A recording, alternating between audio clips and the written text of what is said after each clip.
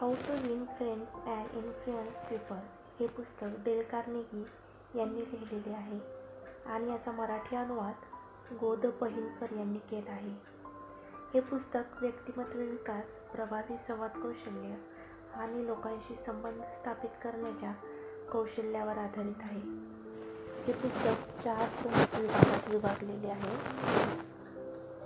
मूलभूत तत्वे, लोकांचा स्नेह जिंकणे, लोकांना आपल्या विचारांकडे आकर्षित करणे आणि नेतृत्व.